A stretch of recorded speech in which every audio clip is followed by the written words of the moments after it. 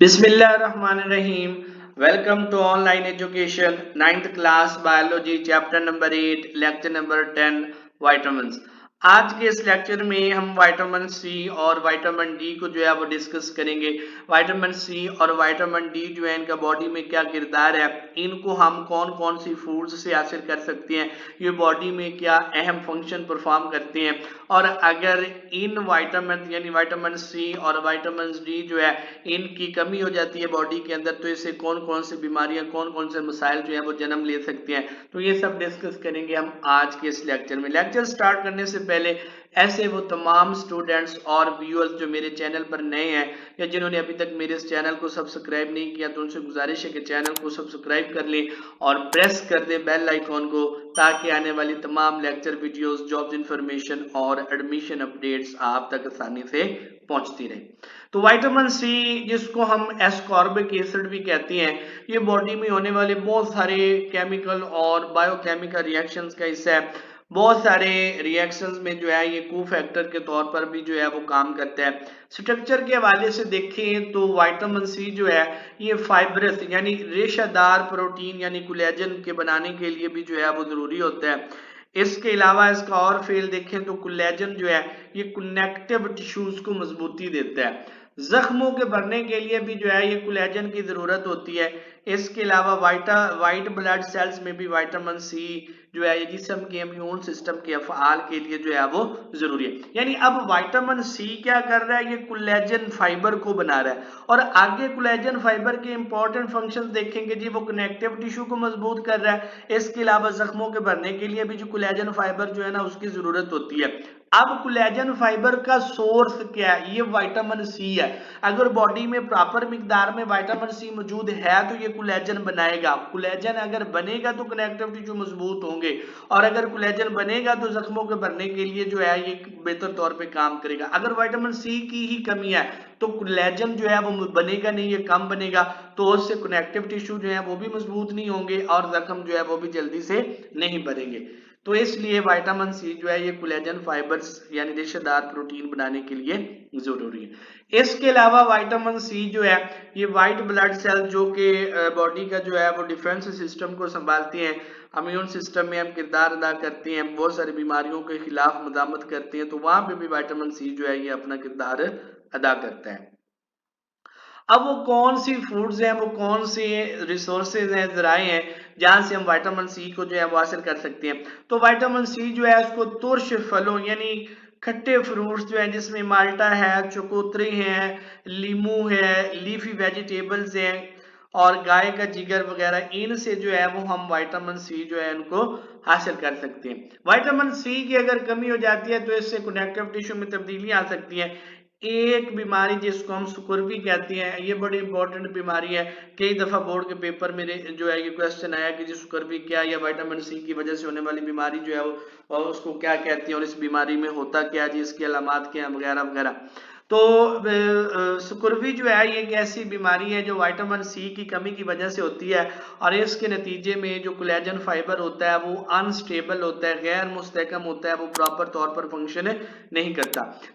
सुकुर्वी की अलामात की बात करें तो इसमें मसल्स और जोड़ों में दर्द और इसके अलावा सोजिश हो जाती है और खून रिसता है। मसूड़े जो हैं ये मसूड़ों से खून आना शुरू हो जाता है। जख्म जो है वो स्लो उनकी हीलिंग होती है, आहिस्ता मुंतमिल होती है, और जिल्द जो है ये ड्राई हो जाती है, खुश्क हो जाती है। तो ये वो सारी अलामात हैं जिससे हम अंदाजा लगा सकते हैं कि विटामिन सी की कमी जो है वो बॉडी की हो चुकी है या फिर स्कुर्वी की बीमारी हो चुकी है। दोबारा से अलामात को डिस्कस करें तो मसल्स और जोड़ों में दर्द होती है, उसके अलावा मसल्स और जोड़ जिनमें सोजिश हो जाती है, मसूड़ों से खून रिसना शुरू हो जाता है, और जो जख्म है वाउंड्स हैं वो स्लो हीलिंग होती है, आहिस्ता मुंतमिल होती है। इसके अलावा जल्द जो है वो भी ड्राई हो जाती है।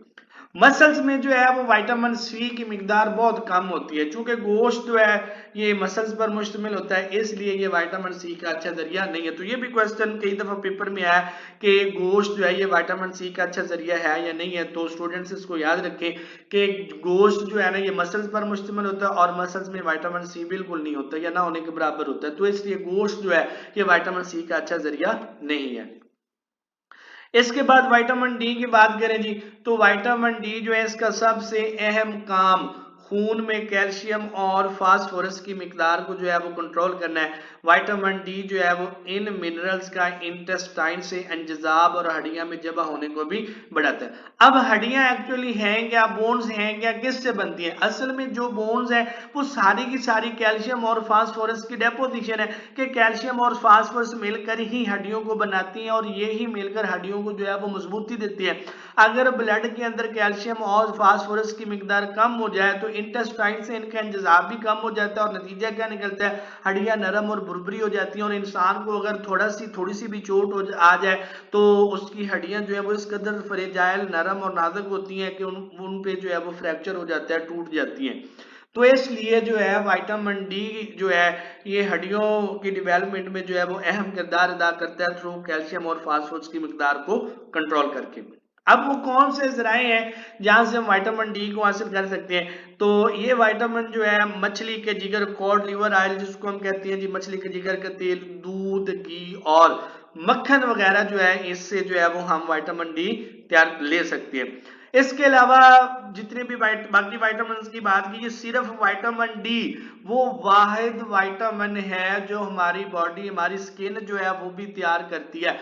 जब हमारी स्किन या हमारा जिस्म जो है सूरज की अल्ट्रावायलेट रेज को इस्तेमाल करता है तो इससे हमारी बॉडी में एक कंपाउंड विटामिन डी जो है वो बनता है। तो इसके लिए हम क्या चाहिए, हमें ये करना चाहिए कि हमें सूरज की रोशनी में अपनी बॉडी को एक्सपोज करना चाहिए, यानी अपने जिस्म पर डायरेक्ट सनलाइट जो है वो 2 से 4 घंटे जो है वो अगर डेली हम जो है वो अपनी बॉडी को सूरज की लाइट में एक्सपोज करते हैं तो इससे हमारा जिस्म जो है वो इनफ मिकदार में विटामिन डी जो है वो बनाता रहेगा। हमारी बॉडी की जो नॉर्मल विटामिन डी की जरूरियात है वो पूरी होती रहेंगी। बात करते हैं अब, अगर विटामिन डी जो है लंबे अरसे तक इसकी कमी है, बॉडी जो है उसको कमी का सामना है, बॉडी के अंदर विटामिन डी जो है वो प्रॉपर मिकदार में नहीं है तो ये हड्डियों पर असरअंदाज होता है। अगर तो बच्चों में विटामिन डी की जो है वो कमी है तो बच्चों में इससे जो बीमारी होगी उसको हम रिकेट्स कहते हैं, ठीक है जी।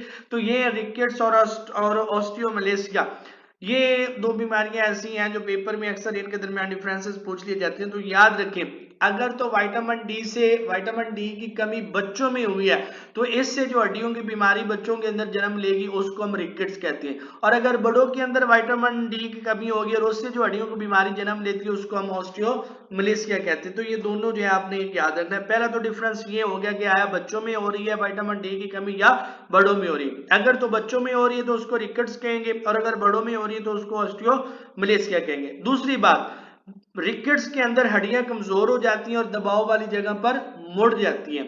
इसके बरअक्स अगर बालिग इंसानों के अंदर, बड़ों के अंदर बात करें तो इसमें हड्डियां नरम हो जाती हैं और फ्रैक्चर होने का खतरा जो है वो बढ़ जाता है। तो ये यूं डिफरेंसेस आपने, ये 2-3 डिफरेंसेस आपने जो है बिल्कुल इसी तरीके से लिखने और याद करने ताकि आपको पेपर में पूरे मार्क्स जो है वो मिल सके।